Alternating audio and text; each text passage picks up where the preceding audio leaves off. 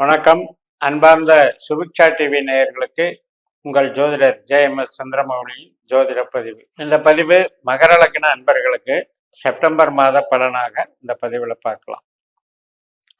மகர லக்னத்துக்கு 2ஆம் வீட்டில் இருக்கிற சனி, 8ஆம் வீட்டில் இருக்கிற சூரியன், இது ஒரு பார்வை யுத்தங்கள் அங்கே இருக்கு. ஒரு 2 பலம் பெற்ற கிரகங்கள் அவங்களுடைய ஸ்தானத்துல இருந்து பார்வையினால ஒரு பகை பார்வைகள் பார்த்துக்குது. செப்டம்பர் மாதம் 1ஆம் தேதியிலிருந்து 14ஆம் தேதி வரைக்கும் 8ஆம் இடத்துல சூரியன் சுக்கிரனுடைய நட்சத்திரத்துல இருக்காரு, பூரம் நட்சத்திரத்துல இருக்காரு. சுக்கிரன் நமக்கு 5ஆம் அதிபதி, குழந்தைகள், நம்முடைய கலைகள், ஆத்மஸ்தானம், நம்மளுடைய செயல் திட்டங்கள், ஆழ்மனதுன்னு சொல்லக்கூடிய நம்பிக்கை சார்ந்த விஷயங்கள், இஷ்ட தெய்வ வழிபாடுகள் மற்றும் விளையாட்டு, பொழுதுபோக்கு, இது எல்லாமே நமக்கு மகிழ்ச்சியை கொடுக்கறதே 5ஆம் இடம். அப்படிப்பட்ட 5ஆம் அதிபதி சாரத்தில் அவர் 8ஆம் இடத்துல போறதுனால தான் இந்த 5ஆம் இடம் சார்ந்த விஷயங்கள்ல நமக்கு ஒரு ப்ரெஷரை உருவாக்குற, அவஸ்தைகளை உருவாக்குற. அதனால இந்த 14 நாட்கள்ல நம்ம அந்த ஆசைப்படுறதுல கொஞ்சம் கண்ட்ரோல் எடுத்துக்கணும். குழந்தை வளர்ப்புகள்ல, குழந்தைகளுடைய செயல்பாடுகள்ல கொஞ்சம் கவனம் எடுத்துக்கணும். நம்மளுடைய ஆசைகள் அப்படிங்கிறதுலையும் நாம் ரொம்ப அடிக்ட் ஆகாம ஓரளவுக்கு நாம் விட்டு கொடுக்குற மனோபாவத்தோடையும், அவசரப்படாமலையும், பதற்றப்படாமலையும், ஆழ் மனதில் ரொம்ப வேகமாக ஒரு ஆசைகளை வளர்த்து கொள்ளாமலும் பட்டும்படாமல் இயங்கிக்கிட்டோம் அப்படின்னா இந்த 8ல் இருக்கிற சூரியன் பெருசாக நம்மளை பாதிக்க. 11ஆம் இடம், 10ஆம் இடம் அப்படிங்கிறது தொழில் ஸ்தானம். நம்ம லக்னத்துக்கு 10ஆம் இடம் என்பது நம்ம செய்கிற உத்தியோகத்தை குறிக்கும்.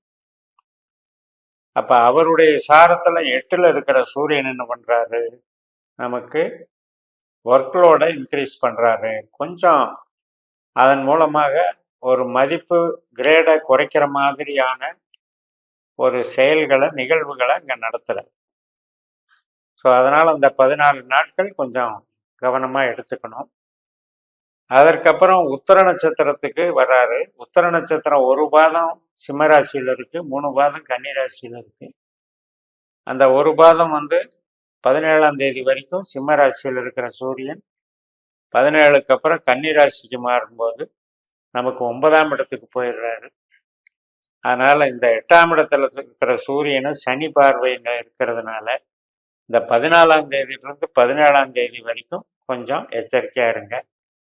பேச்சு வார்த்தைகள் பேசுறதுலையும், டாக்குமெண்ட் சம்மந்தப்பட்டதுலையும், இடம் விட்டு இடம் போடுறதுலையும், பிரயாணம் பண்ணுறதுலையும், கால நேரம் கடந்து நம்ம சாப்பிடக்கூடிய உணவு வகைகள்லையும், ஹெல்த்லேயும் கொஞ்சம் ஜாக்கிரதையாக இருக்கும். அதுக்கப்புறம் சூரியன் பலம் பெற்ற நிலையிலே 9ஆம் வீட்டுக்கு போயிடுறார். அப்போ பாக்கியஸ்தானத்தில் போயிருக்கிறதுனால நமக்கு அது ஓரளவுக்கு ரிலீஃபை கொடுக்கும். 17ஆம் தேதியிலிருந்து 27ஆம் தேதி வரைக்கும் சனியினுடைய பார்வையிலிருந்து விலகி விடுகிறார் சூரியன். அதனால பெரிய பாதிப்பு இருக்காது. அப்பவும் கடினமான ஒர்க்லோடு இருந்துகிட்டு இருக்கும். நம்மளுடைய ஹெல்த்தில் ஒரு ஹீட் எனர்ஜி உருவாகிட்டே இருக்கும்.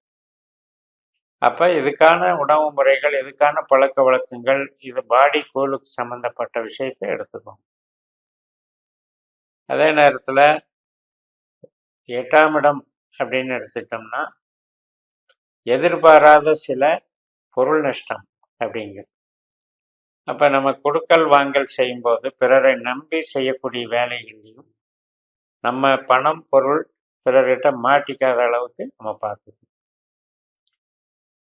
அரசு வழி சார்ந்த, அரசு அதிகாரிகள் சார்ந்த ஒரு வேலைகளில் நமக்கு பலம் இருக்கும், ஆனால் தாமதமாகும். 8ஆம் இடம் என்பது நமக்கு டிலே இன் ப்ராக்ரஸ். ஏதோ ஒரு வகையில் உடனே நடக்க வேண்டிய காரியம் இழுத்துக்கிட்டே போகும். 27ஆம் தேதி அன்னைக்கு அஸ்த நட்சத்திரத்துக்கு மாறிடுறாரு. அந்த மாசத்துல 3-4 நாள் அங்க சந்திரனுடைய சாரத்துல இருக்கிறதுனால, பாக்கியஸ்தானத்துல இருக்கிறதுனால அது நமக்கு நன்மை செய்தாலும் கூட அங்க அந்த அஸ்த நட்சத்திரத்துல கேது சஞ்சரிச்சிட்டு இருக்காரு. அந்த கேதுவோட சூரியன் சேர்கிறார். அப்ப இந்த சூரியன் கேது சேர்க்கை 9ஆம் இடம் என்பது இறை வழிபாடு, பூர்வீகம் சார்ந்த விஷயம், நம்முடைய உயர்கல்வி, மேற்க ஆராய்ச்சி கல்வி, பிஹெச்டி, டிரான்ஸ்போர்ட் சம்பந்தப்பட்டது, வெளிநாடு தொடர்புகள் சம்பந்தப்பட்டது, பிற நபர்களோட பழக்க வழக்கம், இதை எல்லாத்தையும் குறிக்கிற ஸ்தானம். அந்த ஸ்தானத்துல சூரியன் கேது சேர்க்கை அப்படிங்கிறது நமக்கு கொஞ்சம் குழப்பத்தை உண்டாக்கும், தடைகளை உண்டாக்கும், ஒரு அவஸ்தையை உண்டாக்கும். அதனால இந்த காலகட்டம் செப்டம்பர் முழுக்கவுமே நம்ம என்ன பண்ணணும்னா, ஒரு பக்கம் சூரியன் அட்டமாதிபதியாக இருந்து ஒரு பெரிய ஸ்ட்ரெஸ்ஸை உருவாக்குறாரு. அதுக்கப்புறம் 27ஆம் தேதியிலிருந்து கேதுவோட போய் சேரும்போது கிட்டத்தட்ட ஒரு 13 நாட்கள் அதில் கவனமாக இருக்கணும். அப்படின்னா ஒரு அக்டோபர் 10 வரைக்கும் அந்த காலகட்டத்தில் சூரியன் கேது சேர்க்கை அப்படிங்கிறதுல நாம் கம்யூனிகேஷன் சம்மந்தப்பட்டதுலேயும், பூர்வீகம் சம்மந்தப்பட்டதுலேயும், ஆவணங்கள் சம்மந்தப்பட்டதுலேயும், அக்ரிமெண்ட் போடுறது, இடம் மாற்றுறது, இந்த மாதிரி விஷயங்கள் சம்மந்தப்பட்டதுலேயும் கொஞ்சம் கவனமாக போய்க்கணும். மற்றபடி பொருளாதார ரீதியாக பெரிய சரிவை உண்டாக்காது. இப்ப 2ஆம் இடத்துல சனி குருனுடைய நட்சத்திரத்துல இருக்கார். குரு நமக்கு 5ஆம் வீட்டுல இருக்கார். அந்த 5ஆம் வீட்டுல இருக்கிற குரு நமக்கு 11ஆம் இடத்தை பார்த்துட்டு இருக்கார். அதனால அந்த 11ஆம் இடம் என்பது நமக்கு பக்கபலமா இருக்கு. குரு வக்கர பலன்கள் தனியா போட்டிருக்கேன், அது பார்த்துக்கோங்க.